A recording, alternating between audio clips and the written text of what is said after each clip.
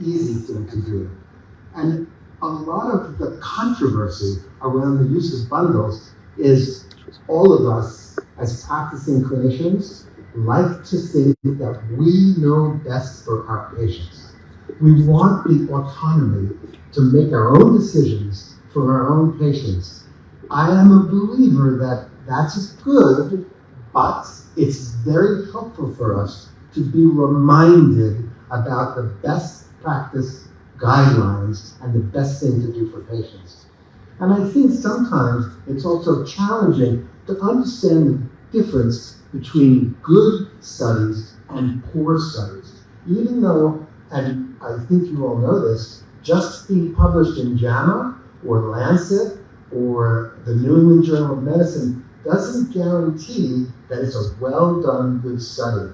We all know as reviewers that sometimes, how do I say this, sometimes we're a little tired and we just say, sure, it's fine, let's accept this paper. Or we're in a bad mood and we say, no, we're going to reject it.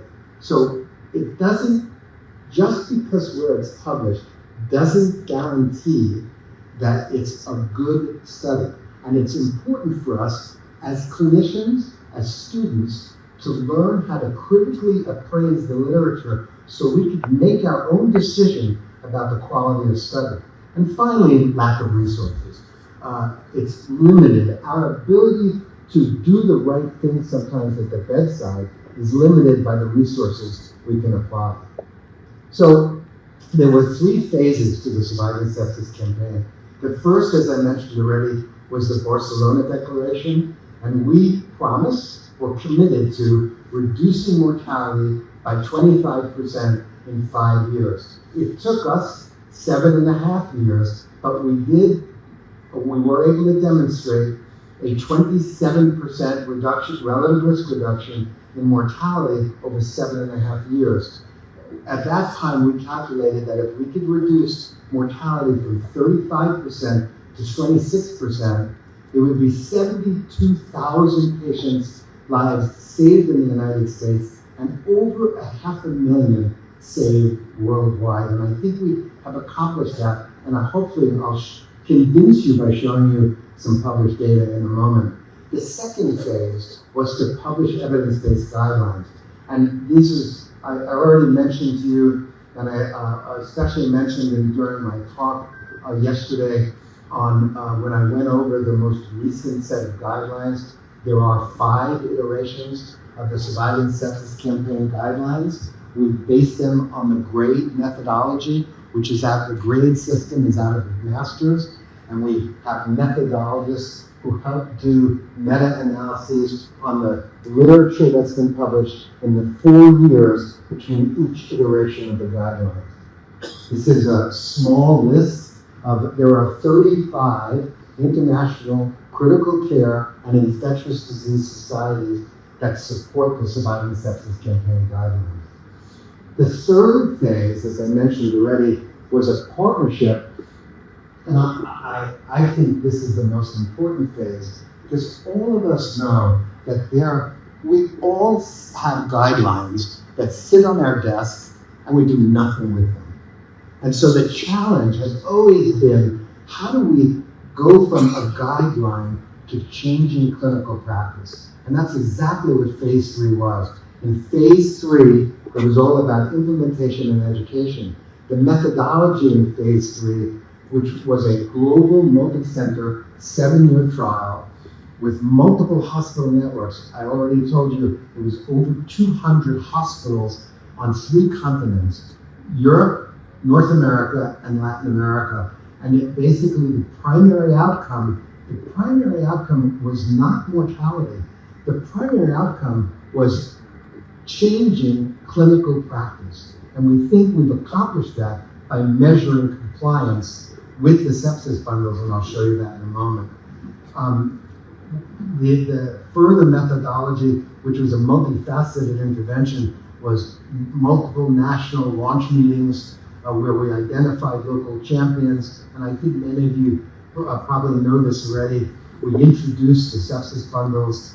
We provided educational tools. We created staff for coordinating centers. We had a website and still have one to this day for the Surviving Sepsis Campaign and the IHI with a listserv that's still active called Sepsis Groups to this day. And we had an interactive database that allowed us to give audit and feedback to every participating hospital at least once a month if they had desired it.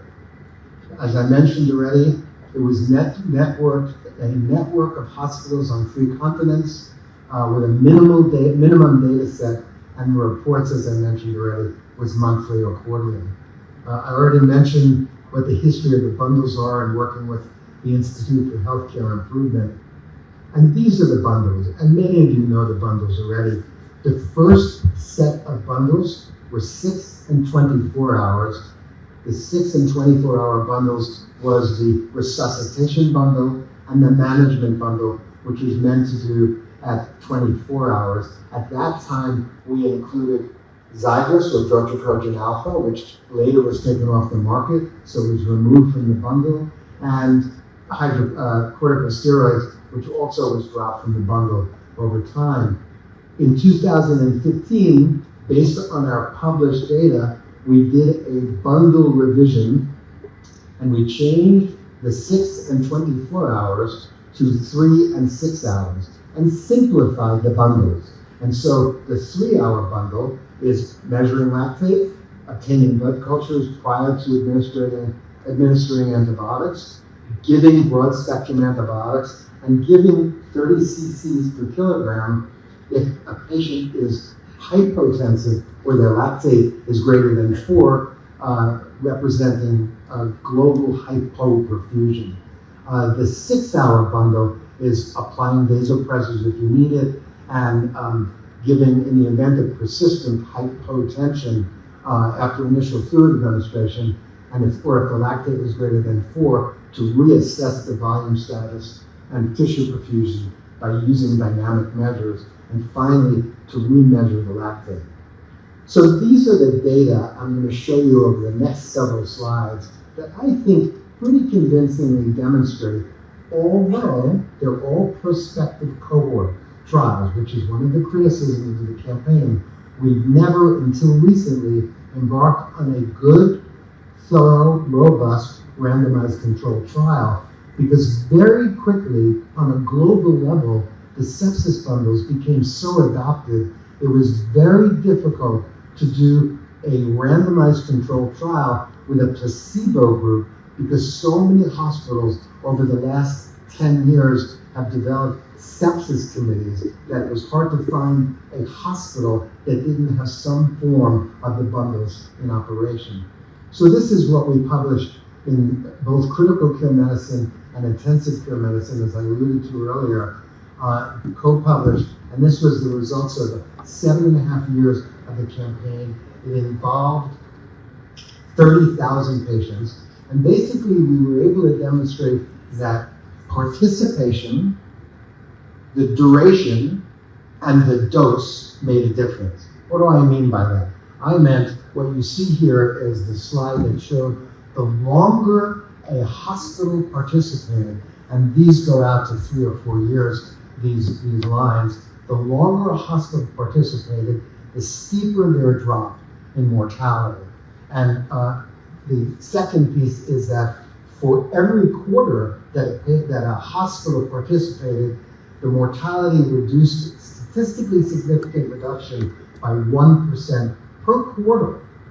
And finally, higher compliance was associated with a steeper drop, and I'm going to show you a slide about that in a moment, a steeper drop. So the higher your compliance, the steeper your mortality improvement was. Your survival was better the more compliant you were with the sepsis bundle.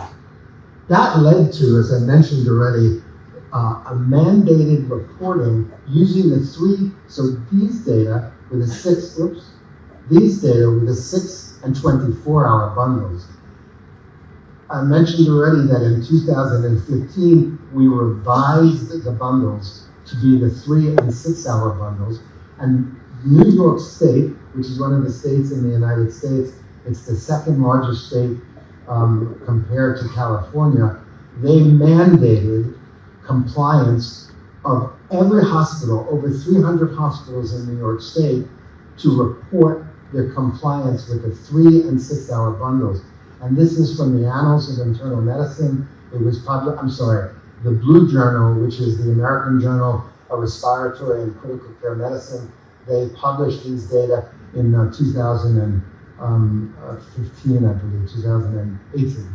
And what you see here on the left is, on the left, you see, again, the same thing I showed you in the 6 and 24 hour bundles. That is, over time, for both the 3 and 6 hour bundle, the longer you participated, the higher your compliance, and over time, mortality went down in every hospital in aggregate in the New York State Sepsis Initiative.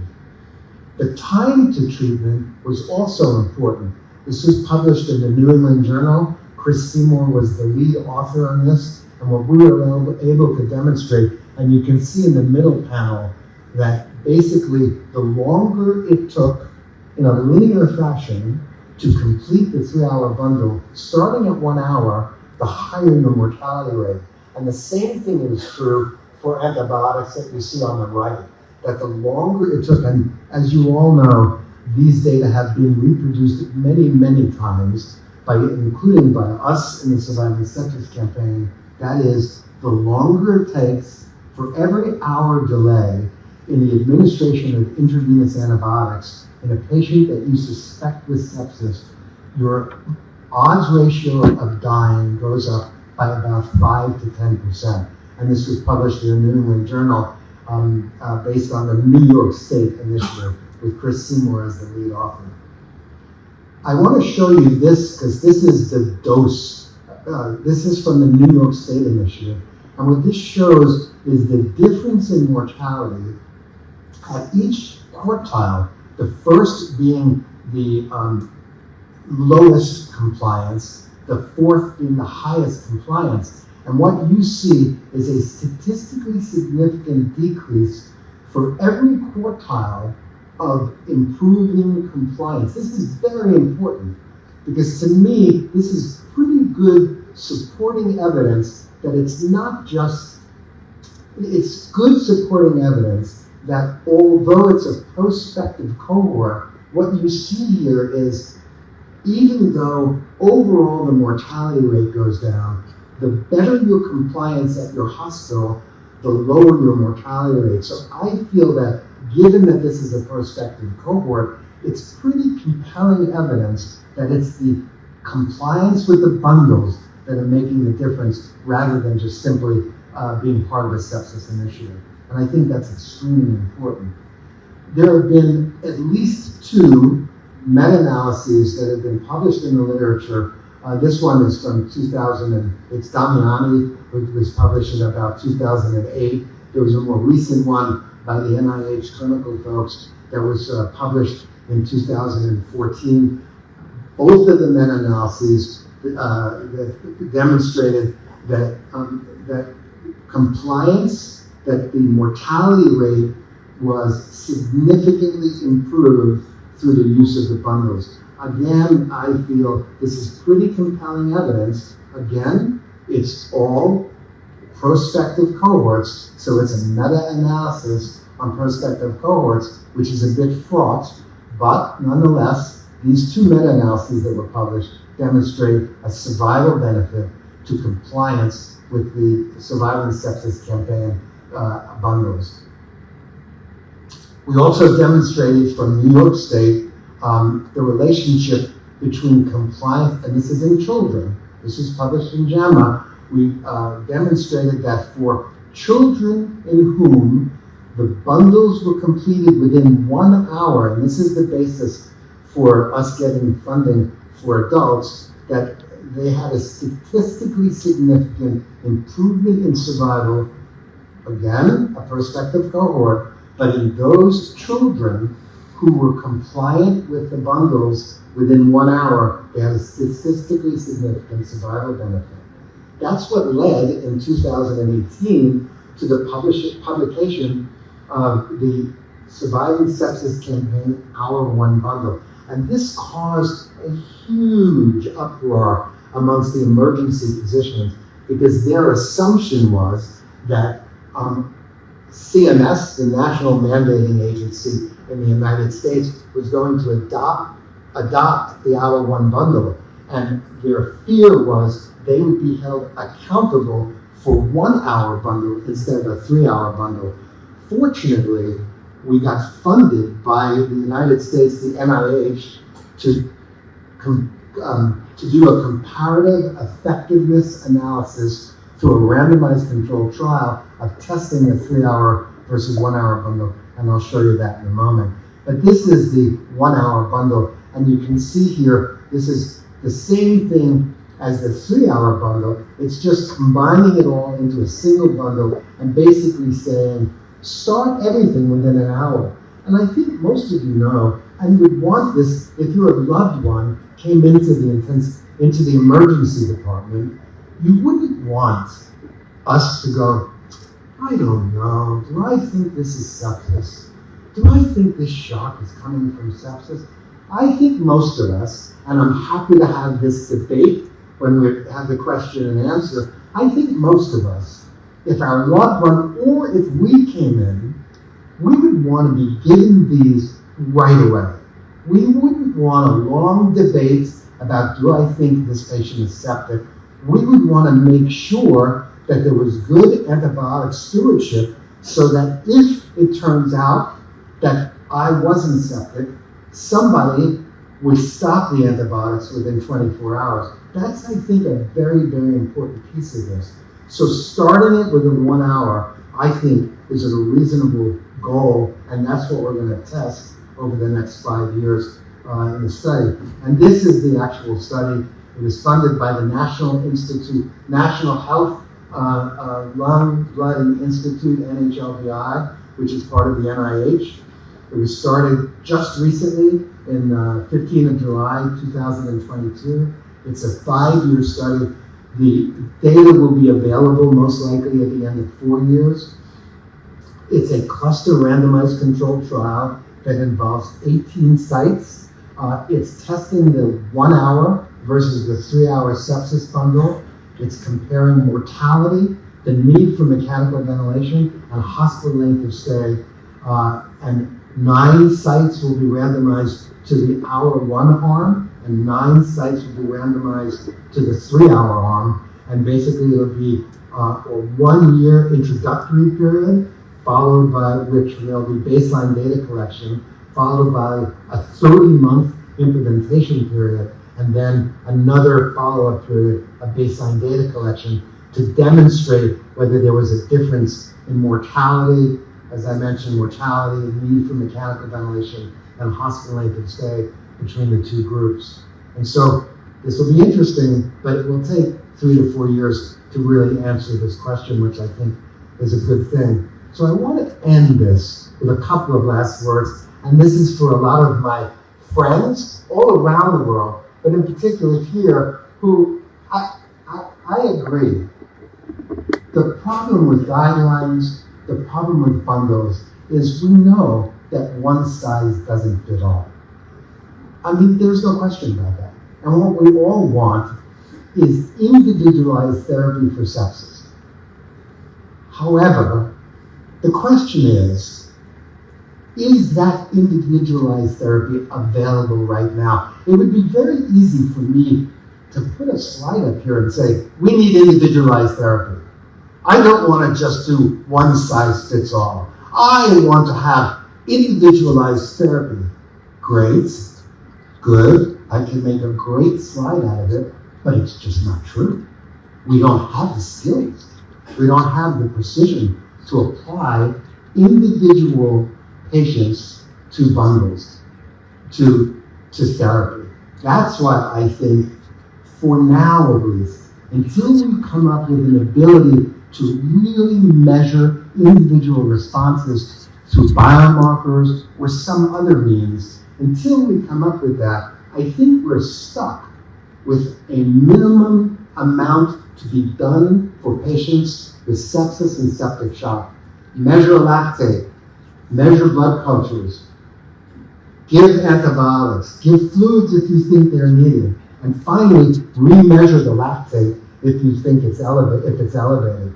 That's a very simple set of minimum measures. So until we get an ability to truly individualize therapy, I think we're stuck with a broad stroke of doing the minimum amount. And if we want to do more, of course we should.